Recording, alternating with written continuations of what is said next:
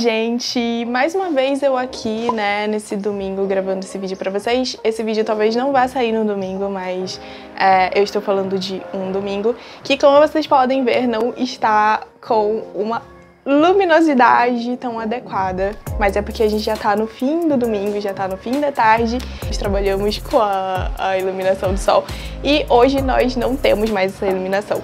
E outra questão também que eu quero falar pra vocês é que a gente tá no domingo e por conta disso, vocês provavelmente vão ouvir algumas batidas de pessoas aqui nos arredores da rua da minha casa, e são pessoas que estão se divertindo no domingo e, portanto, vocês podem escutar esses sons enquanto a gente vai rodar durante todo esse vídeo, tá bom? Então, gente, como é que vocês estão? Vocês estão bem? Nós sabemos que estamos no lockdown, então isso não sei como tá sendo pra vocês, mas pra mim está sendo um momento de reflexões. E eu me chamo Linda May Cruz, eu nunca faço a minha apresentação, mas hoje eu estou fazendo minha apresentação. Meu nome é Linda May Cruz e hoje eu vou tentar conversar com vocês rapidinho sobre algumas coisinhas relacionadas ao direito e mais especificamente ao conceito do famoso crime. O que é o crime, não é mesmo? Quando alguém faz essa pergunta pra gente, o que é o crime? Quando eu sei que eu cometi um crime? Quando começa o crime, inclusive? Essa é uma pergunta que vem sendo há muito tempo discutida, né? Enfim, que é abordada em vários tipos de documentários policiais. Na cultura pop, né, a gente tem muito essa questão do crime como um espetáculo, né? Nós temos programas televisivos que abordam essa temática, como é a questão do populismo penal televisivo, né? Aquelas figuras populares que nós conhecemos tanto da TV brasileira, como, por exemplo, da Atena. A Cunha Renato. CPF. Esses repórteres que fazem ali a apresentação toda floreada do crime como se ele fosse ali o grande estrela do noticiário. Mas hoje eu venho falar sobre o conceito mesmo de crime. O que é o crime? Quando alguém faz essa pergunta pra gente, a gente já começa a imaginar ali um roubo, ou até mesmo pessoas matando umas às outras, né?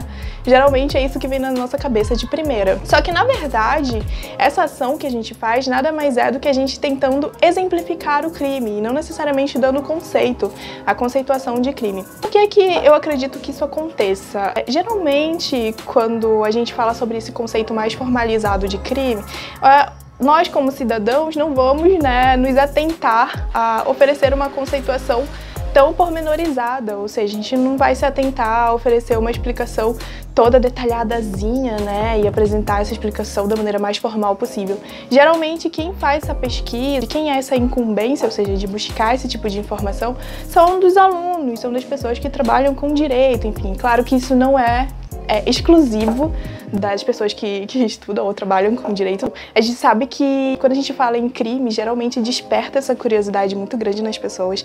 Isso é uma coisa natural, porque o ser humano, digamos que, curte essa espetacularização do crime. Então, muitas vezes, a gente, por exemplo, vê naqueles grupos de WhatsApp mensagens chegando, né, e imagens explícitas de pessoas ali que acabaram sendo vítimas de crimes, e isso acaba chocando e, ao mesmo tempo, mobilizando ali uma grande massa de pessoas. Por isso que esse tema é tão popular. Mas voltando aqui para conceituação do crime. Existem vários tipos de conceituação que a gente pode dar para o crime, mas a mais utilizada é a conceituação analítica. Se você for colocar aí na sua barra de pesquisa do Google a palavra análise, o que vai aparecer para você é a seguinte definição. Análise é a separação de um todo em seus elementos em partes componentes. Por isso que esse tipo de conceituação para o crime é chamada de conceituação analítica. E isso acontece porque ela vai aí desmembrar, né, o crime, o conceito de crime, e vai dizer que o crime é composto por partes. E quais são essas partes? Imagina que o crime é um castelo de cartas. Se você retirar uma peça, ou seja, uma só carta da base desse castelo, ele desmorona. Imagina que as cartas são os elementos do crime. Se um deles deixar de existir, o crime também deixa de existir. Esse é o objetivo buscado pelo advogado de defesa e o defensor público, por exemplo, na defesa de um réu. A teoria analítica, então, vai conceituar o crime como fato típico e ilícito praticado por um agente culpado. Portanto, esses são os elementos do crime: fato típico, ilicitude e culpabilidade. O fato típico, portanto, ele vai ser ali o ato cometido por alguém, né? E é um ato indesejável, ou seja, existe um conceito de reprovação social em cima desse ato. Vamos usar como exemplo o crime de homicídio, o artigo 121 do nosso Código Penal. Para que o fato típico possa existir, nesse caso de homicídio, é preciso que existam alguns elementos. O primeiro deles é a conduta, que é o ato da pessoa, por exemplo, desferir um tiro no peito de uma outra pessoa durante uma briga. Essa conduta precisa ser precedida de um resultado, a morte da pessoa nesse caso, e para que se configure o fato típico ainda é preciso que reste comprovado que a morte da pessoa tenha acontecido pelo tiro que saiu da arma do autor, o que chama-se nexo causal, e além disso é preciso haver tipicidade, que é a descrição presente no Código. Artigo 121, matar alguém. Esses elementos são os elementos que configuram o fato típico, que por sua vez é um dos elementos do crime. Esse fato típico é ilícito, ou seja, é um ato que infringe a lei e existe alguém culpado pelo cometimento daquele ato, o que quer dizer que existe um juízo de reprovação social incidente sobre o fato e seu autor. Por isso que falar em crime culpável não é tão adequado, já que a culpabilidade só pode ser atribuída a alguém e não ao fato em si, ou seja, ela vai guardar relação com o agente. Gente, quando a gente fala de culpabilidade, geralmente o que vem na nossa cabeça é a palavra culpa, que é de onde realmente esse termo ele vem. E essa culpa que é atribuída a alguém, como já foi citado anteriormente aqui, é o que vai configurar aí a culpabilidade. A culpabilidade, assim como o fato típico, também vai ser dividida em partes. E quais serão essas partes? A imputabilidade, o potencial conhecimento sobre a ilicitude do fato e a exigibilidade de conduta diversa. Sim, com isso tudo de palavra difícil mesmo. No entanto, existem hipóteses em que esses elementos eles podem deixar de existir, fazendo com que a culpabilidade seja extinta. A imputabilidade, que é, por exemplo, a capacidade de uma pessoa reconhecer a gravidade do ato que ela comete ali em sociedade, vai ser um fator de exclusão da culpabilidade caso nós tenhamos aí pessoas menores cometendo esses crimes, ou seja, menores de 18 anos. Esse argumento tem como base os estudos do que é chamado de Neurolaw, ou em português, o neurodireito. Se você ainda não havia ouvido falar nesse termo, pode ficar tranquilo que ele é relativamente novo. Surgiu por volta dos anos 90 e é um sistema que utiliza conceitos de neurociência para explicar o direito. O fundamento oferecido pela neurociência para a exclusão da imputabilidade na ação do menor é o desenvolvimento ainda incompleto do lobo frontal no cérebro humano adolescente, estrutura que fica responsável por julgar punições e conter atitudes impulsivas. Foi no caso de assassinato cometido por um adolescente no estado de Missouri, nos Estados Unidos, que a Suprema Corte definiu pela primeira vez como inconstitucional a pena de morte combinada a adolescentes, tendo como base o neurodireito. Claro que existem outros casos em que há exclusão da culpabilidade do agente, que em breve serão esmiuçados aqui no canal com mais paciência.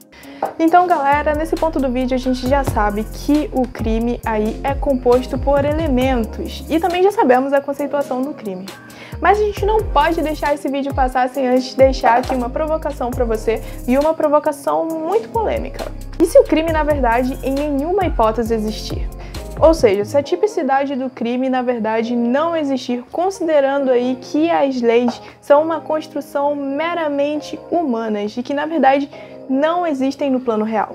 Como assim? Gente, esse é um pensamento que foi extraído aí do livro que eu sou muito fã e que provavelmente vai ser uma fonte aí pra gente extrair diversas conceituações e diversos pensamentos que a gente vai utilizar aqui dentro do canal, que é Sapiens, uma breve história da humanidade, do Yuval Noah Harari. Se eu estiver falando o nome dele errado, vocês me perdoem, mas se alguém que me conheça aí, que quiser me dizer como se pronuncia, ou deixar aqui nos comentários também, pode deixar, tá bom?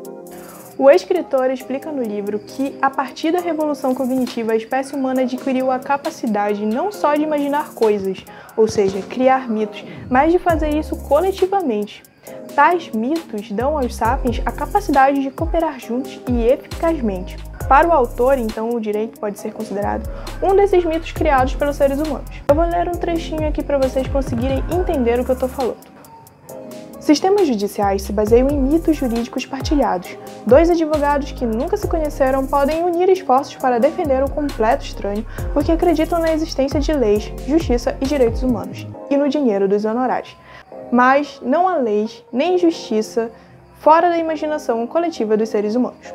É óbvio que essa não é uma perspectiva adotada na prática e, na realidade, as leis permanecem sim têm defeito, mas é muito importante como estudantes ou não que sempre sejamos capazes de nos fazer essas perguntas e refletirmos sobre elas. Então, gente, aqui a gente finaliza mais um vídeo do Eu Explico e eu agradeço por você ter chegado até aqui, muito obrigada mesmo, eu espero que esse vídeo tenha servido para você de alguma forma, se você estuda de direito, se você não é, se você caiu aqui do nada, se você viu minha cara e clicou aqui, muito obrigada. E se vocês quiserem ajudar mais a gente, vocês podem deixar aqui o seu curtir. A gente vai fazer isso por muito tempo e a gente espera que vocês estejam com a gente, beleza? Muito obrigada e tchau!